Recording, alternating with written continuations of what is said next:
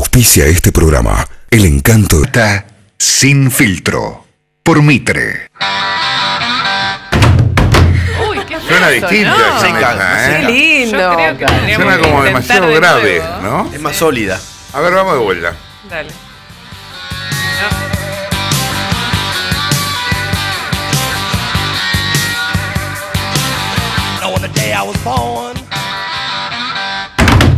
Ahí está, ¡Esa! bien. Es lo que hay. 20 minutos pasan de la 1 de la tarde, señores. Estamos en todo el mundo, estamos en www.mitrehd.com.ar, el primer programa del planeta que se transmite en HD. Nos podés escribir lanata@radiomitre.com.ar, @radiomitre, estamos en Twitter y en el Facebook nos buscás como Radio Mitre. ¿Y empezó a salir la promo de Mar del Plata?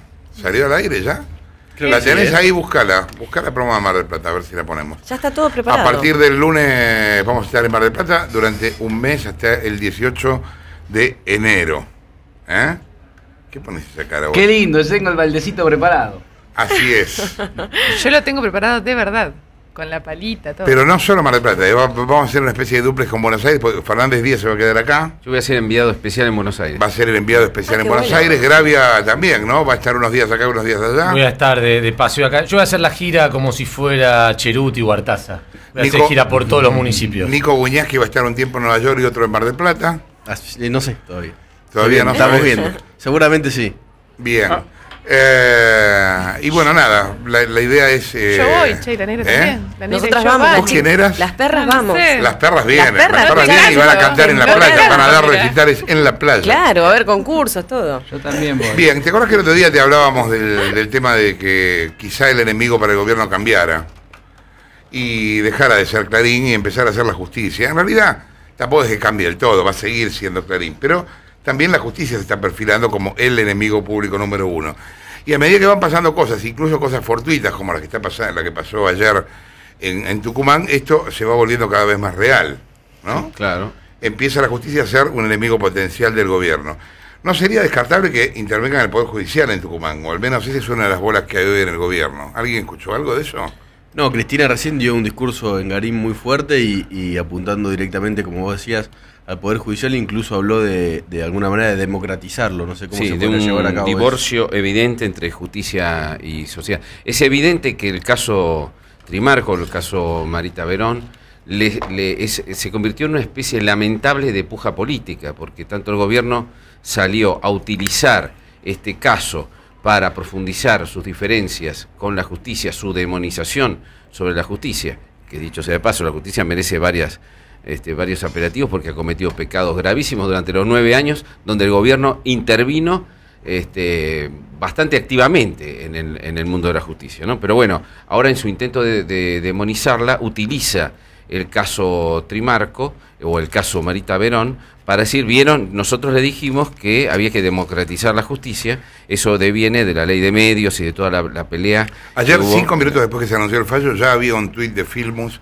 diciendo, ven, que es lo mismo. Claro. Y hoy a la mañana Mempo Jardinelli en página, había un montón de columnas de gente alineada al gobierno diciendo, o tratando de comparar las dos cosas, cosa que después finalmente hizo que tiran este discurso de Garín al que se refería Guñasqui recién. Pero hay otro punto central, y es que este fallo, esta situación, ocurre en un feudo político absolutamente vinculado con el gobierno. Es decir, lo que ocurrió en estos 10 años, donde la policía que representó el poder hizo una investigación que no sirvió, que evidentemente no sirvió, o que funcionó mal, o que hubo mala intención, pertenece a un gobierno absolutamente alineado con el kirchnerismo.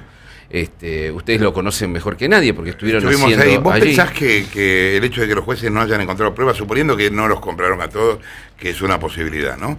Pero si suponete que no los compraron, ¿tiene que ver con fallas en la instrucción de la causa? Es que es obvio que más allá de la discusión, que la verdad es que yo no la puedo dar, porque aparte todavía no se leyeron los argumentos y es como, habría que leerlo en detalle para saber de qué se trata esto. Pero hay una cuestión que sí es obvia y es evidente y que eso ni siquiera lo estuvieron negando la gente que estuvo en el juicio, es que no había pruebas. Las pruebas, todas las pruebas necesarias para que acá no hubiera habido ninguna duda de que esta gente pudiera ser condenada. Más allá de que en este caso, aparte ayer el episodio del anuncio de la sentencia tuvo irregularidades gravísimas, dejaron a todo el mundo afuera, incluida a Trimarco, después le hicieron entrar, fue una situación muy violenta la previa a la lectura de la sentencia, que ya fue bastante violenta absolver a todo el mundo. De todas maneras, por eso digo, más allá del accionar de los jueces, que se está discutiendo ahora y que se verá y que a lo mejor tiene muchísimo, seguramente hay muchísimo para cuestionarle a estos jueces, también claramente hay una falla en la instrucción. Ahora, porque ¿quién es Susana Trimarco? Susana Trimarco es una víctima convertida en una detective amateur tratando de ocupar el lugar del Estado ausente, de la policía del Estado ausente de Tucumán, juntando pruebas que nadie sabe bien del todo si eso era sustentable en un juicio o no. Daría toda la impresión de que sí, pero de todas maneras siempre fijémonos que el que estuvo ausente aquí fue el Estado. Y que la verdad que Tucumán tiene miedo de que esto se convierta, el gobierno tucumano, en un caso María Soledad, claro, digamos, ¿no? Al Perovich le dicen el zar en Tucumán. Bueno, el zar salió a hablar en la inauguración de una capilla en un hospital de la provincia. Dijo: anoche sentí vergüenza como tucumano de que no haya un responsable, siendo que no se hizo justicia. Todo el mundo habla como si gobernara otro, sí. Es una cosa increíble, me parece una injusticia total. Y hoy a la mañana, en el programa de Nelson Castro, Beatriz Rosquez, la mujer del zar, dijo: la prostitución existe y va a seguir existiendo. Después tuvo que pedir perdón, le pidió perdón a Trimarco después de haber dicho eso.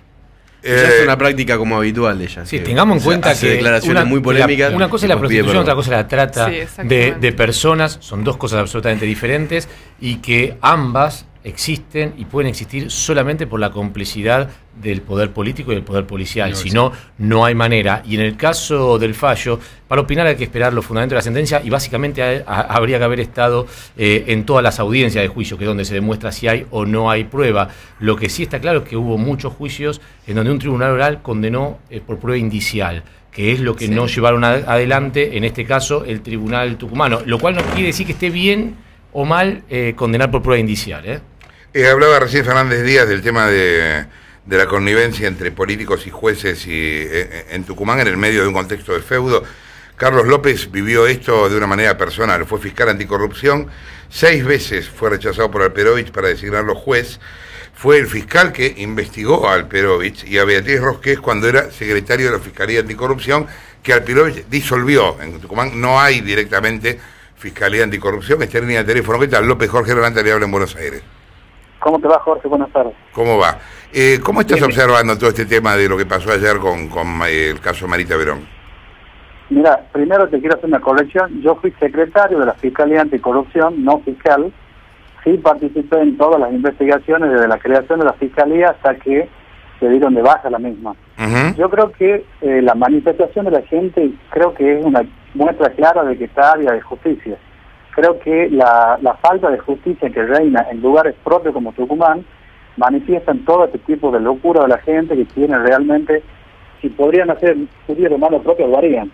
Yo creo que en la provincia de Tucumán todo el mundo se hace desentendido, ningún político participa de la selección del magistrado, cuando todo el mundo sabe que están gobernando. Desde que volvió la democracia, en adelante está el partido, salvo la gestión de Bussi, que estuviera el PJ. Es decir, que todos los jueces fueron puestos por ellos. Yo no entiendo ahora cómo se desinteresan o cómo se desconocen diciendo de que le da vergüenza, de que hay una injusticia. Si en Tucumán no existe la justicia. Desde que asumió Alperovich, que fue en el año 2003, sin contar el gobierno de Miranda, en el cual fue el hombre fuerte del gobierno de Miranda, desde el 2003 a la fecha no hay un funcionario procesado. Entonces, realmente, el dolor de una madre, el hecho totalmente loco, que no se puede encontrar un culpable, hace un detonante nacional. Pero nosotros lo vivimos a diario. Para Tucumán no es sorpresa. Creo que cuando ustedes vinieron para acá, somos adelantados en muchas cosas. En persecuciones con autos sin patente, en apretar periodistas, en cooptar periodistas, en poner y sacar jueces, en presionar jueces. Tucumán tiene la tasa más alta o el índice más alto de homicidios sin resoluciones. Es decir, que lo de Marita Verón, con todo el dolor que significa para la madre, es uno de los casos en los cuales es un homicidio sin resolver en Tucumán. López, yo no termino de entender por qué, quizá vos tampoco lo sepas, pero bueno, te lo pregunto en este caso como tucumano. ¿Por qué por qué Susana Trimarco defiende a Alperovich al mismo tiempo que pide la renuncia de 3 de sus ministros y critica el sistema judicial? O sea, ¿por qué está alineada con Alperovich de todos modos? Yo voy a dar una visión netamente particular que creo que mucha gente coincide conmigo. La verdad que la lucha incansable de esta mujer se la ve comprometida o confundida con ciertas cosas. Esta persona, con todo el dolor de madre, se está apoyando en el hombre fuerte del gobierno de Miranda y lo ataca a Miranda propiamente dicho. Pareciera ser que se olvida que hasta el 2003, que asume como gobernador Alperovich, el hombre fuerte de Miranda era el señor José Alperovich. Digamos, esta señora, con su desesperación de madre, que yo la entiendo, trató de buscar todo tipo de ayuda y colaboración, y que muchas veces fue confundida porque se sentó al lado o en la silla de quien no correspondía. ¿O qué podemos dudar ahora? Que la trata de blancas o la trata de personas con explotación sexual no está amparada por el poder político, o que no está amparado por el poder policial que depende del poder político. O tampoco podemos olvidar que en Tucumán existe un caso de Paulina Levos, en lo cual no avanzó ni siquiera una foca el expediente porque había comprometidas, según dicen obviamente, gente allegada al gobierno provincial. Entonces, yo lo que entiendo de esta señora, la lucha, valoro su valor, es una madre muy dolida en la situación, pero yo creo que hay muchas veces que su desesperación la llevó a sentarse con personas que no debían. Creo que parafraseando, podría decir que se sienta con dobles vías. Se sienta con dobles vías. Es decir, la ley de cerrar prostíbulo en la provincia de Tucumán no dista de 3 meses atrás. No dista de 3 meses atrás cuando esta chica desapareció hace 10 años. Entonces, claro, es más fácil ahora subirnos al carro victorioso de Susana Trimarco, candidata al premio Nobel de la Paz. Entonces, ¿qué pasa? Pasa a ser, hay que tenerla al lado a Susana Trimarco. Yo creo particularmente que esta señora, con su afán de desesperación y la colaboración, entre comillas, que pudo haberle brindado el gobierno provincial, también, digamos, lo lleva a tomar ciertas cosas o ciertas decisiones que a mi entender no son las correctas, porque la gente que busca no es la más apta o la más transparente o la más legal, entre comillas. Te hace una pregunta Nicolás Buñaski. ¿Qué tal, López? Justamente estaba hablando usted recién de la gente que busca y le quería preguntar por la policía de la provincia de Tucumán. ¿Cómo es? Me imagino que usted la conoce porque trabajó en la Fiscalía Anticorrupción. Mira, el tema de la policía creo que a diferencia de otras provincias, la policía de Tucumán carece de preparación, carece de especialización, con todo el esfuerzo humano que se puede hacer. En Tucumán, desde el 2003, desde que está José Alperovich, toda la semana, todos los meses compran más móviles, compran más motos, compran más armas, pero tenemos que pensar que estos chicos que llegan a ser efectivos policiales no tienen ni siquiera una instrucción de 3 meses. ¿Cómo son policías con una instrucción menor a 3 meses? 3 meses. 3 meses y le dan un arma para que salgan a ciudad a la calle. O hacer inversiones millonarias con cámaras de seguridad que filman.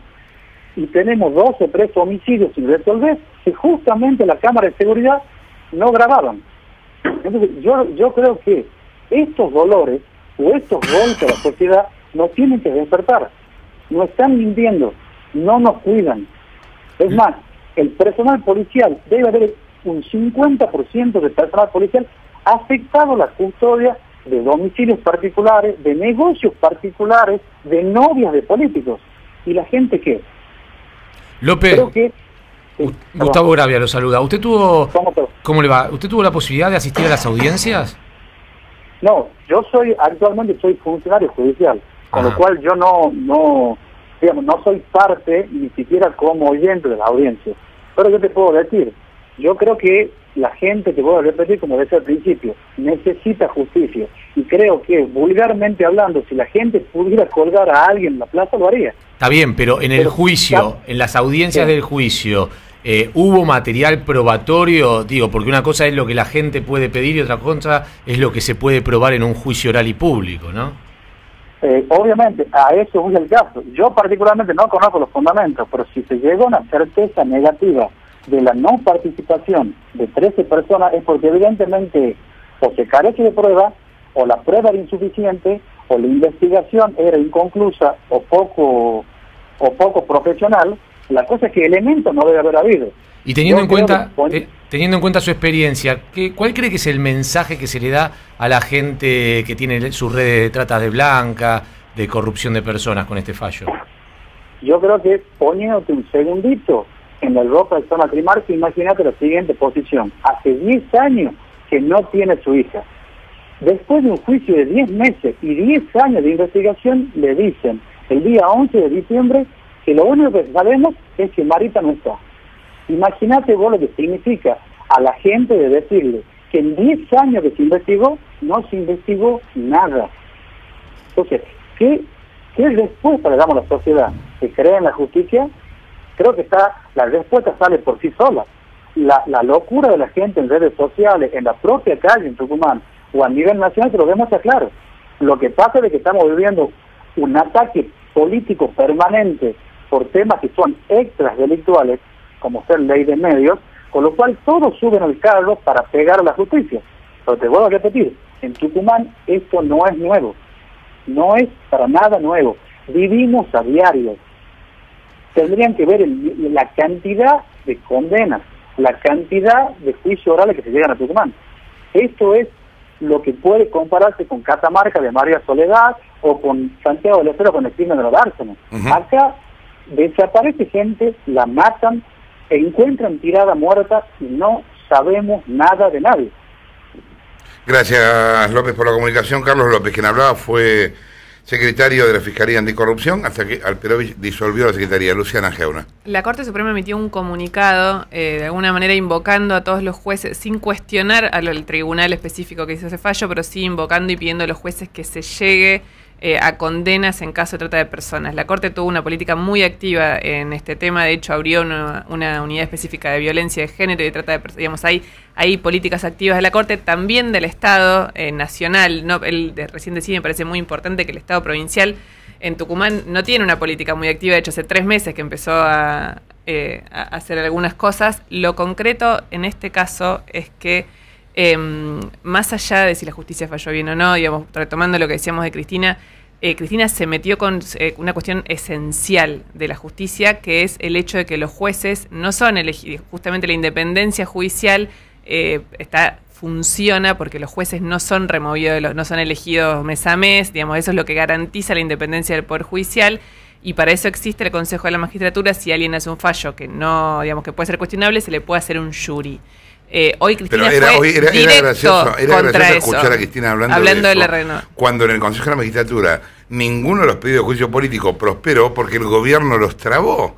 Claro. Entonces, estamos todos locos. Lo que ella dijo hoy fue increíble en muchos sentidos porque hizo una defensa. Ella dice algo que en su momento, si se quiere, como espíritu para contrarrestar la corporación judicial, que como toda corporación existe, si se quiere, como la corporación política o otras corporaciones.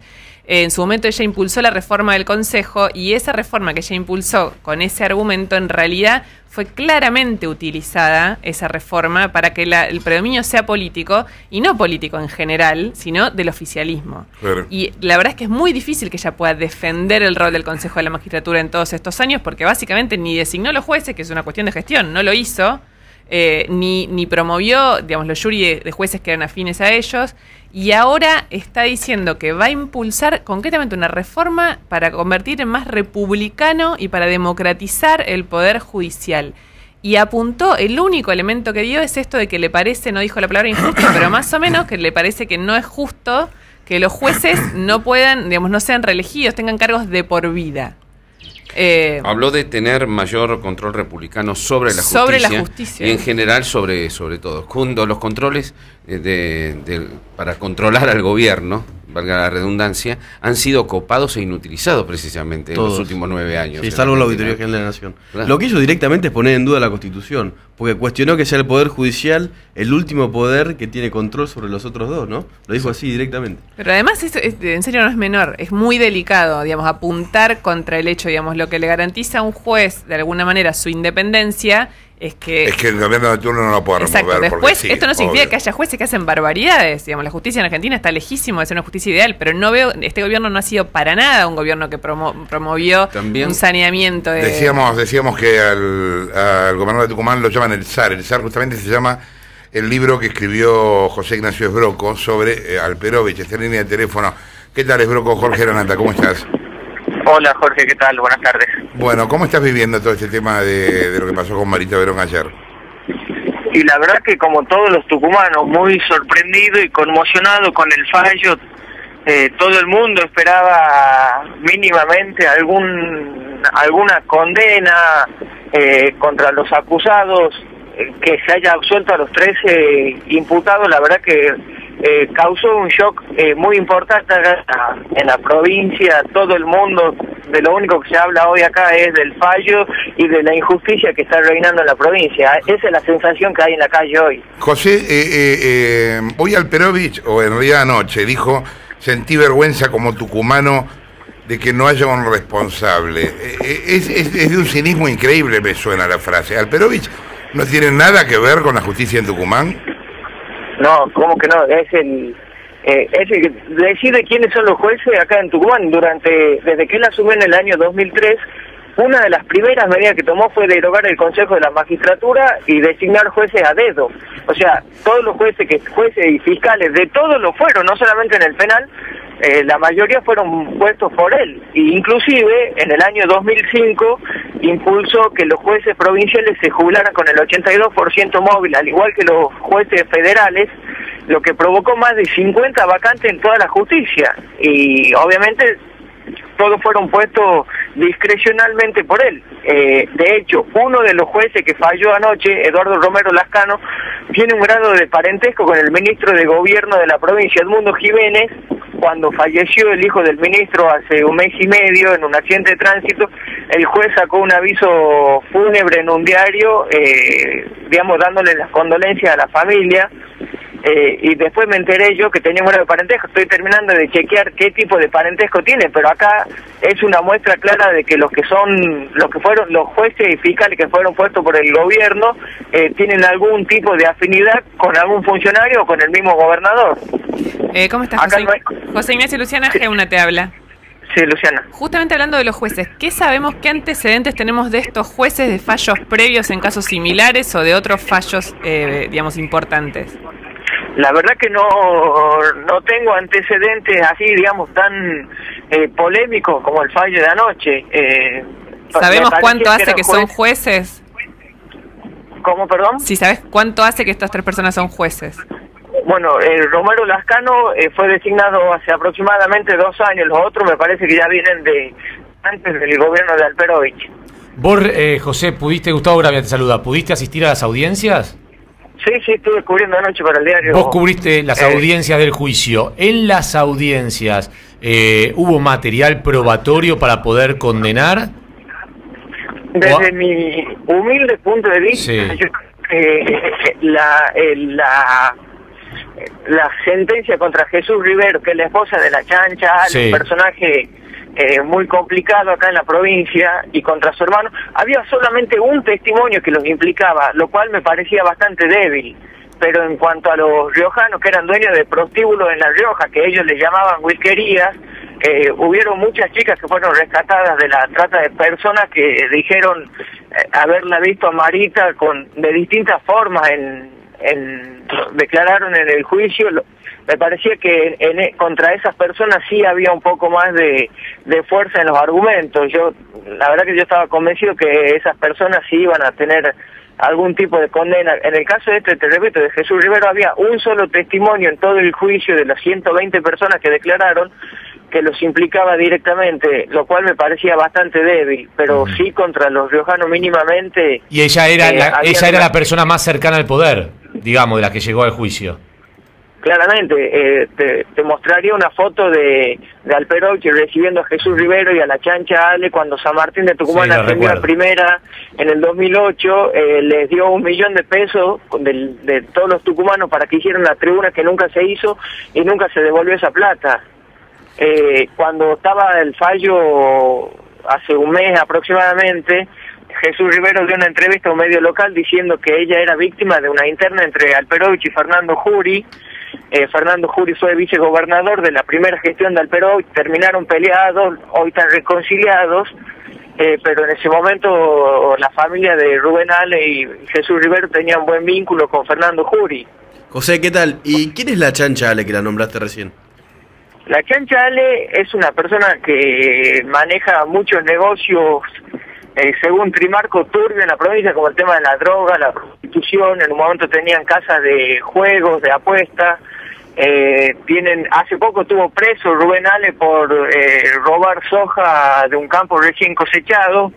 Estuvo preso en un sanatorio porque justo le dio un pico de tensión, pero bueno, el fiscal que lo estuvo investigando también es otro fiscal que se dedicó a no investigar nada. Fue el primero que tuvo la causa de Sergio Mancilla, no sé si conoce, el senador nacional. Había sido denunciado por malversar 164 millones de pesos y el fiscal en menos de 2 meses dijo que ni siquiera lo citó a declarar, ni siquiera hizo nada y lo archivó la causa sin más trámite. Broco, vos me decís que este personaje, la Chancha Ale, tiene un vínculo público con Alperovich, ¿no? Por lo menos recibió plata para hacer una tribuna que nunca hizo. Era uno de los implicados en la causa, ¿sí? Al principio sí, después no. ¿Por qué Susana Trimarco defiende a Alperovich? No sé.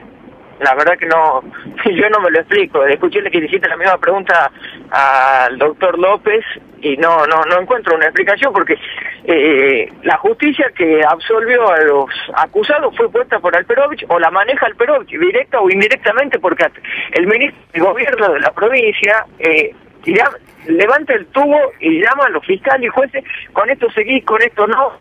Él digita los movimientos de la justicia. El ministro de gobierno, tenemos cientos de testimonios citados en el libro que escribimos con Nicolás Balinotti, y la justicia funciona así. No sé por qué, digamos, Susana Trimarco lo defiende Alperovich. No. Él en todo caso es el que baja la línea para cómo actúa la justicia a través de su ministro de gobierno. Broco, buenas tardes, Osvaldo Basante habla. Ayer Susana Trimarco dijo que la Chancha le sacó plata del colchón para pagar a los jueces del tribunal. ¿Se sabe algo más de esto? ¿Se investigó esto?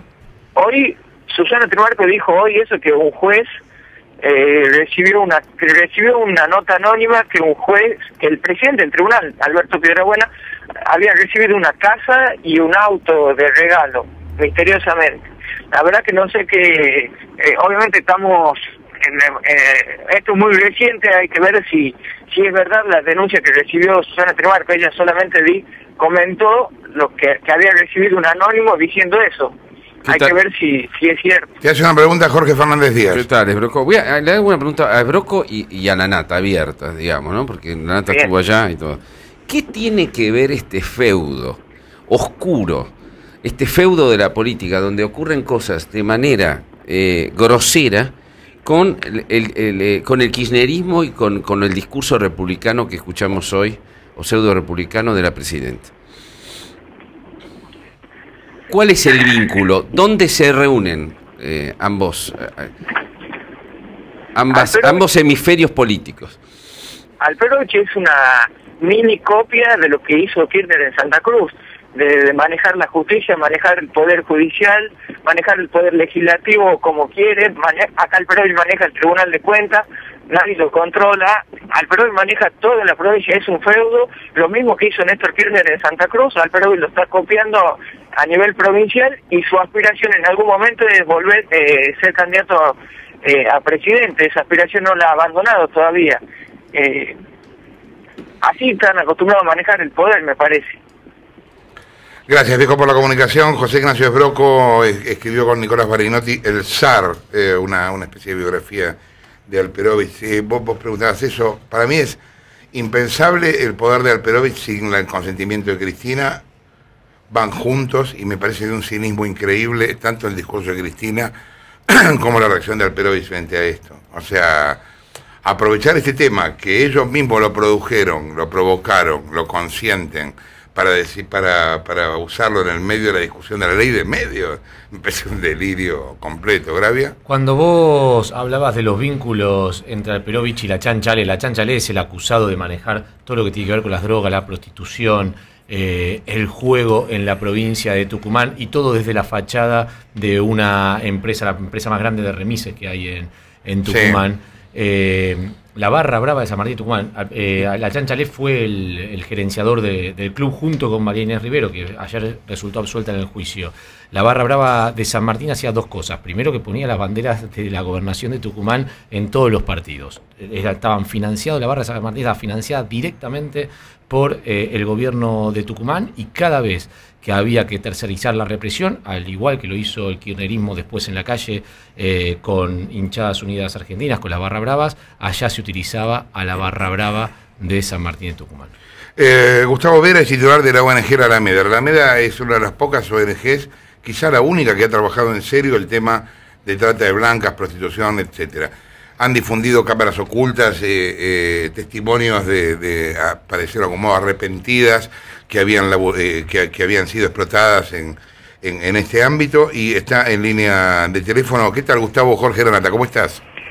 Y bueno, como estamos todos, la verdad que indignados, conmocionados, pero en el caso de la Alameda no sorprendidos, digamos, con este fallo, porque este fallo fue precedido de otros fallos que ya venían de alguna manera mostrando cierta tendencia respecto a estos temas a garantizar la impunidad ya de forma ostentosa.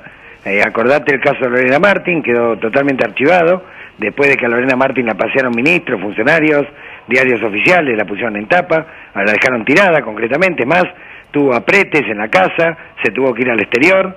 Mientras estaba tramitando el juicio de Marita Verón, la Cámara de Comodoro Rivadavia ordenó la reapertura de las casitas de Río Gallegos, ¿sí? Algo absolutamente escandaloso, algo que había denunciado la Alameda. Es un prostíbulo que hay en las afueras de Río Gallegos. Sí, los 34 prostíbulos que habilitó Néstor Kirchner cuando era intendente, en terrenos fiscales donde concentró todos los prostíbulos del barrio. Bueno, en aquel lugar habíamos filmado menores, víctimas de trata, incluso al jefe de la policía adentro. La jueza Álvarez actuó correctamente, allanó, y mantuvo cerrados los prostíbulos, y la Cámara de Comodoro una y otra vez insistentemente intentaron abrirlo, y ahora acaban de sacar un fallo ya en firme ordenando la reapertura, que no la pueden hacer obviamente porque la Sociedad de Santa Cruz afortunadamente ya detesta y repudia este negocio de narcoprostibulario, digamos, que había digamos en ese barrio, ¿no? ¿Ustedes en la Alameda laburaron el tema de Tucumán? Nosotros acompañamos el reclamo de Susana Trimarco, y obviamente todas las movilizaciones y marchas la hemos apoyado, y la verdad que a mí también me resulta muy extraño que Alperovich no conozca concretamente el contenido, los fundamentos del fallo. O sea, claramente se están riendo. Ahora hemos pasado a la fase ostentosa, de la mafiosidad de un régimen. De la mafiosidad de un régimen que, aclaro, yo no creo que sea solamente, ojalá fuera solamente responsabilidad de un solo partido, porque entonces sería muy fácil combatirlo. Pero lamentablemente la mafiosidad del régimen está atravesando en forma transversal el aparato del Estado. Y te voy a dar 3, 4 pruebas concretas con las que te vas a dar cuenta enseguida de lo que estoy hablando. Cuando vos tenés un ministro de la Corte Suprema, que se le encuentran 6 prostíbulos, que se acreditan los 6 prostíbulos, donde el fiscal luego de la investigación pide la indagatoria incluso al apoderado que vive dentro de su casa, y el ministro no se toma el trabajo de dar ninguna explicación, ni en el Congreso, ni en la justicia, a ningún lado. Cuando vos tenés un jefe de gobierno en la ciudad... Estamos hablando de Zaffaroni, digamos los nombres porque si no la gente se pierde, sí. Cuando tenés un jefe de gobierno de la ciudad que reconoce haberse sacado una foto en un prostíbulo de Cancún, que es de los Z, y de un ex agente de la CIDA, de Raúl Martín, junto a un procesado y prófugo de la justicia, como Gabriel Conde. Estamos hablando de Macri. Estamos hablando de Macri. Cuando tenés a la esposa que utiliza talleres clandestinos, ya le firmamos 5, no 1, 5. Lo hemos denunciado incluso con el gobierno de la ciudad en la época de Tellerman, con la Defensoría del Pueblo, con la Subsecretaría de Trabajo. Ya no sabemos más qué otra prueba presentar, digamos, y siguen reproduciéndose, digamos, los talleres clandestinos como trabajo esclavo. Cuando vos tenés a los referentes de Asalada que se jactan de tener 20.000 talleres clandestinos y los llevan pomposamente a una delegación a Angola, ¿sí? O cuando tenés, por ejemplo, al dueño del narco prostíbulo Black, al cual rescatamos víctimas, probamos que vendían merca, probamos que explotaban menores, etcétera, y fue con la gira con Moreno, claro. viaja en la misma delegación de Moreno. Cuando tenés un diseñador como Benito Fernández, que le filmamos un taller clandestino, que con Mercedes Ninzi lo investigamos, hace 20 años que utiliza un taller clandestino donde explota migrante, y la Cancillería lo premia y lo lleva como representante argentino. Cuando tenés un gobierno como el de Santa Fe, que todavía no puede explicar qué hacía un jefe de policía vinculado a la trata y vinculado al narcotráfico, y la purga se limita a 1 o 2 personas, cuando es obvio que si la cabeza está infectada por lo menos el aparato de cuadro más inmediato que le sigue al tipo. Entonces evidentemente estamos entrando en un nivel de mafiosidad que realmente es peligroso. Realmente es peligroso porque atraviesa transversalmente el aparato del Estado, ¿sí? Infecta los poderes del Estado. Son muy pocos los que están dispuestos a combatirlo, porque están los que son cómplices, o están directamente los que tienen miedo de perder su trabajo. Cuando vos tenés a un Congreso Nacional que el 30 de noviembre se dedica a discutir el Día Nacional del Mate y deja caer el Estado parlamentario de la ley de trata, cuando todos los bloques políticos habían reconocido, a instancia de lo que reclamaban las ONG. Discúlpame, yo quería preguntártelo específicamente. ¿Por qué se cae lo de la ley de trata? Porque después de la media sanción, digamos, que le dio el Senado, quedaba un año parlamentario. El año parlamentario terminó, obviamente, ahora el 30 de noviembre. ¿Sí? O sea, se durmieron los diputados. Sí, ni siquiera le dieron dictamen. Y te aclaro, a ver, la ley de trata actual, que es la ley del como sí, una ley pergeñada por Aníbal Fernández y Vilma Ibarra, era para engrupir a la girada de la comunidad internacional, pero en realidad para que las cosas siguieran tal cual como están, prevé penas que son absolutamente irrisorias. Por ejemplo, si vos te afanás una vaca, te dan una pena mayor que si traficás una persona. O sea, por robar una vaca te pueden dar hasta 12 años, por traficar a una persona como máximo 8, ¿sí? No prevé un mecanismo de asistencia a la víctima de trata, con lo cual el Estado, cuando rescata víctimas, después no las contiene ni las reinserta socialmente. Hagan el ejercicio de preguntarle a la oficina de rescate que periódicamente publica, hemos rescatado tantas víctimas, bueno, pregúntenle, ¿y dónde está esa víctima? ¿Dónde trabajan? ¿Cómo se reinsertaron? ¿Qué tratamiento psiquiátrico psicológico de adicciones se le dio? ¿Sí? ¿Cuántas volvieron a su país de origen por su propia voluntad? No lo pueden responder, porque a los pocos días el 80% de esas víctimas vuelven a ser revictimizados. O sea, porque vuelven a ser arrojados a la misma situación de vulnerabilidad que creó las condiciones sociales Gustavo, de la Constitución. ¿Vos decís que la ley perdió estado parlamentario por interés específico o por estupidez?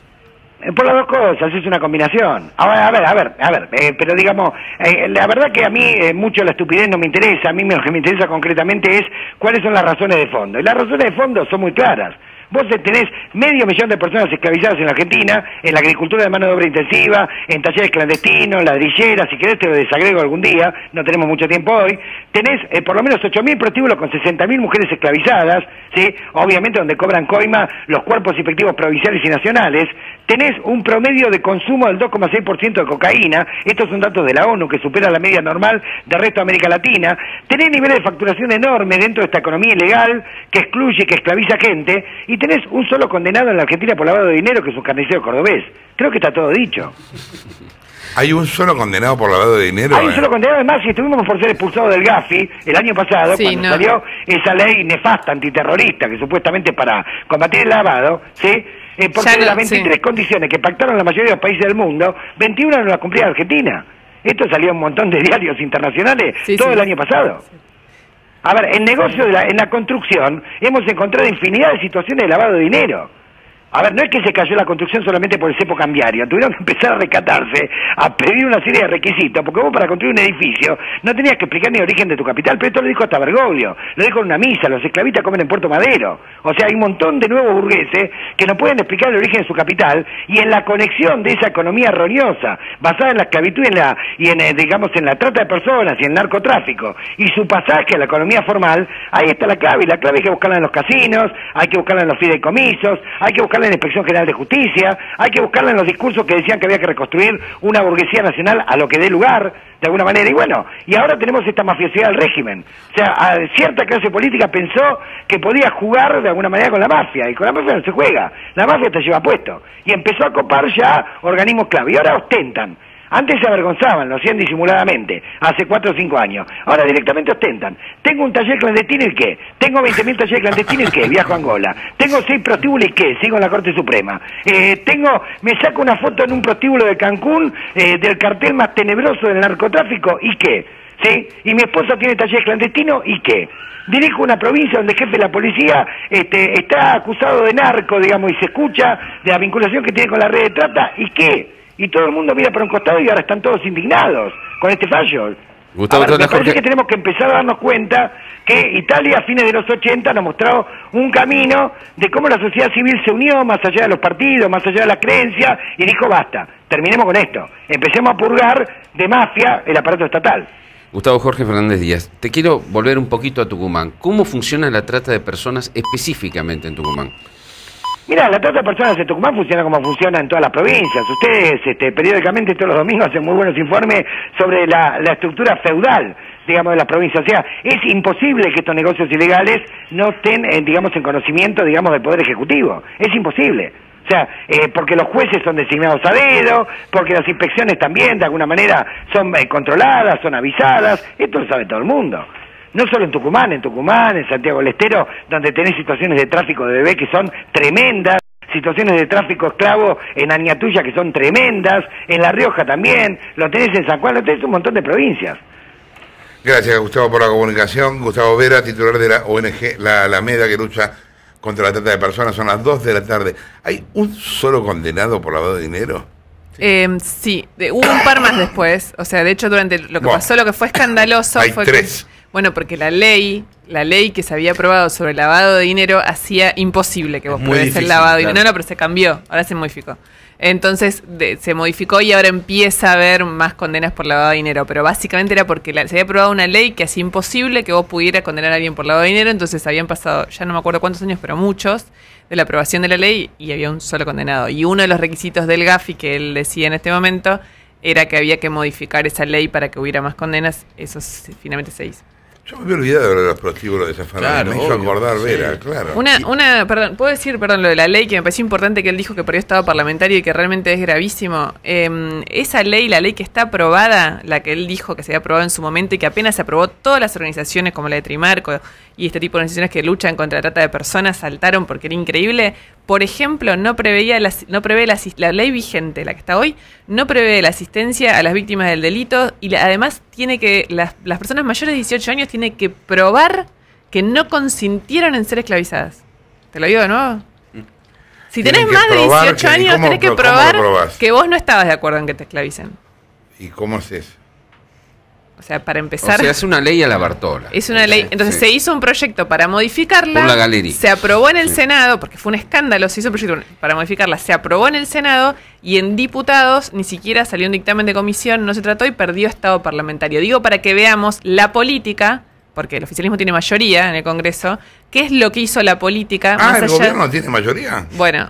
Yo hoy la escuchaba a Cristina, faltaba que en el medio del discurso dijera, y le pido al señor presidente, porque, en serio, era increíble escucharla. Hablaba como si acabara de llegar al país. Sí. Más allá de que se abrieron oficinas, y hay muchísimo trabajo, si se quiere, de abrir oficinas en distintos organismos, el Ministerio de Justicia, hay mucho trabajo en distintas fuerzas de seguridad con la trata de personas, lo concreto es que una ley que es indispensable que funcione para esto, perdió el estado parlamentario porque los diputados no la trataron. Último dato sobre los Alperovich para ver el poder real que tienen. Hace poco fueron presidentes, hace muy poco. Ah, claro. Cristina viajó, Vudú estaba también fuera del país. Quien asumió, Beatriz Rosquet de Alperovich, que es la tercera en la línea de sucesión presidencial por decisión de Cristina. 3 minutos pasan de las 2 de la tarde, señores. Esta hora Mitre informa primero. Programa de Mar del Plata, ¿le gustó? Bien. Espectacular. ¿No? Gravia. Bueno, ahí vamos. Para todos los hinchas de Boca se pueden empezar a quedar tranquilos o por lo menos tener 24 horas de esperanza. Se reunieron finalmente Angelici, que es el presidente del club, hoy con Carlos Bianchi. El poder está claramente del lado de Bianchi, no del lado de Angelici, a tal punto que Angelici fue el que se tuvo que trasladar hasta las oficinas del hijo de Bianchi para reunirse, lo cual demuestra en qué estado de sumisión están hoy, para pedirle por favor al pelado Bianchi que agarre de nuevo la dirección técnica del club. Bianchi contestó que tenía que evaluarlo.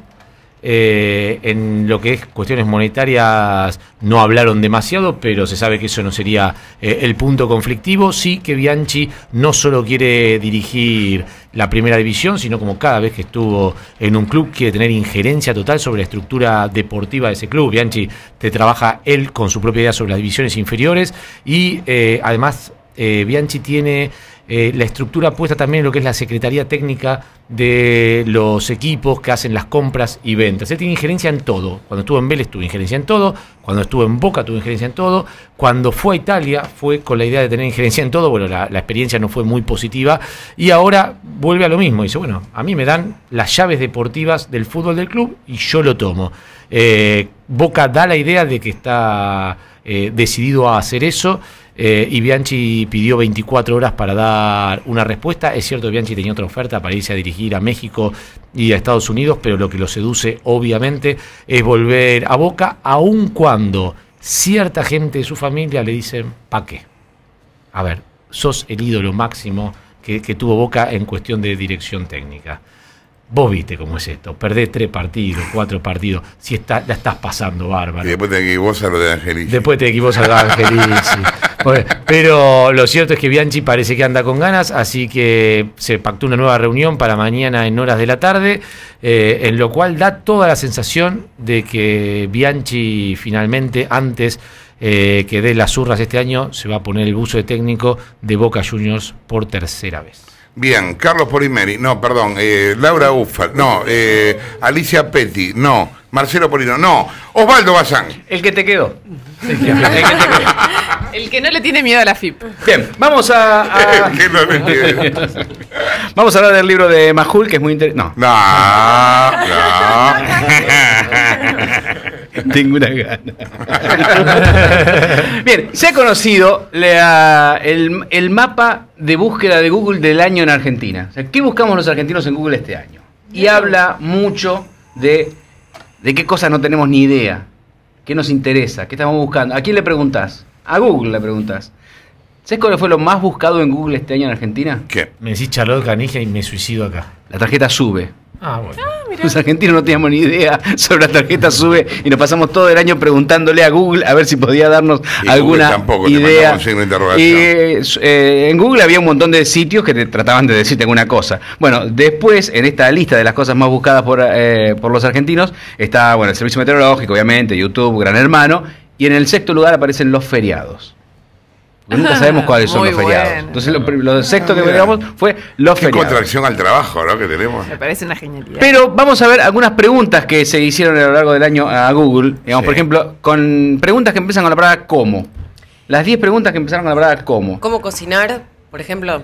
Por ejemplo, ¿cómo cocinar? Pero lo primero era cómo actualizar Facebook, algo de los nerds, digamos, de gente que está con las redes sociales. ¿La primera es esa? Sí, la primera es esa. La segunda, ¿cómo conseguir novia? Esa es la Hay gran gente que le pregunta eso a Google. Bueno, exactamente. La cantidad. Pará, los argentinos, la segunda pregunta con cómo, que más hicieron los argentinos este ¿Cómo es conseguir novia? Y ahí vas a un link, porque hay varios links sobre cómo conseguir novia, pero el link más visto sobre esto es el de Yahoo Preguntas, que la pregunta que todos los internautas han elegido como la mejor respuesta y la mejor pregunta para esto es, bueno, la pregunta la hace un pibe que dice: soy una persona bastante diferente a los demás, no soy el que sale mucho a fiestas, no sé qué hacer, tengo 20 años, nunca he sabido lo que es besar a una mujer, no sé lo que es tener relaciones por completo, que se me veo que se me va el tiempo entre las manos y no, mis amigos tienen todos novia y yo no. Quisiera saber algún día lo que es ser amado. La respuesta elegida por todos los internautas que le dan a este pibe es: un buen plan, desconectate un rato de la computadora. Muy bueno. El amor online no existe. Después debes considerar tratar de diversificar tu campo de amistades y cosas así. Eso con respecto a las preguntas. La tercera de las preguntas es cómo comprar dólares. Ay, sí. Y la cuarta, que es muy interesante, es cómo se chapa. Ay, no, qué gracioso. La pregunta es cómo se chapa. Y la pregunta que sintetiza todo esto, una pregunta que es una chica de 14 años: ayúdenme porfa, les cuento que tengo 13, soy mujer, y el chico que me gusta tiene 14, es hombre.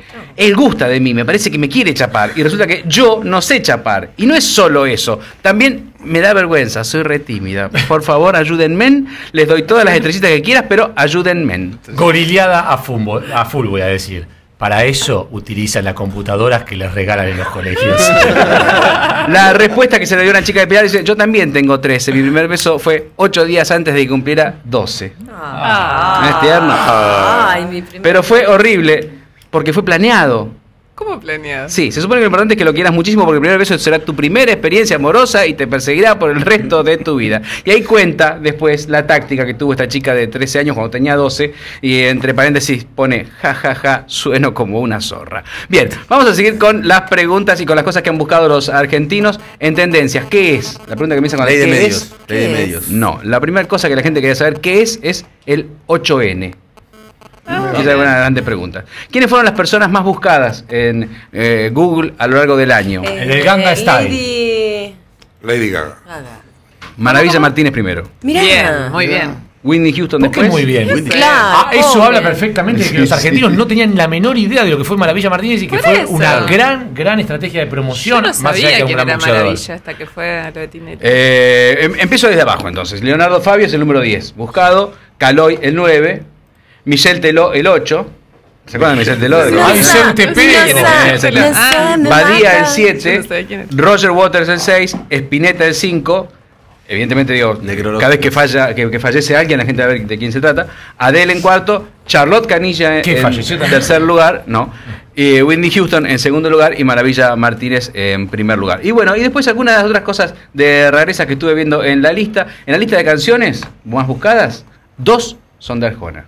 No. ¿Viste? De la O sea, negra de Juan mira. Diego. No hay futuro, chicos, si No, nos tenés interesa razón. así. La verdad que no. Y, por ejemplo, si a ustedes les interesa saber cuál es el destino turístico que más han buscado los argentinos en Argentina. A ver.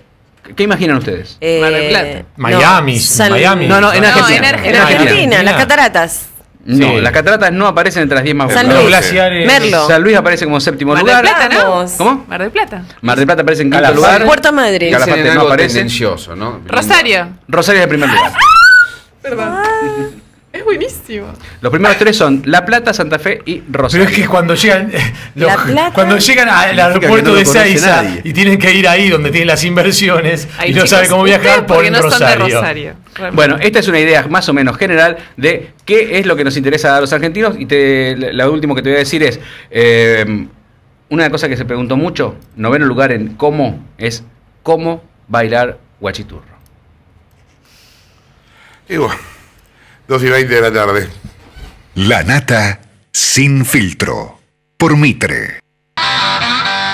2:24 de la tarde, un saludo a Héctor Calós, que debe estar escuchando seguramente. Bien,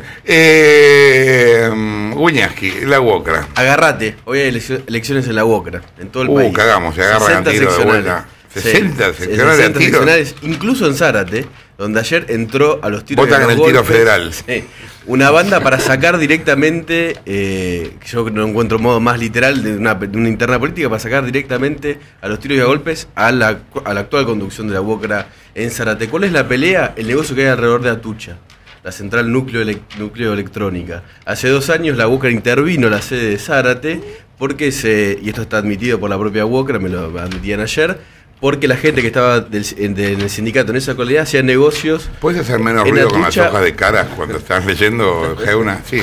Negocios como, por ejemplo, traficar droga dentro de Atucha.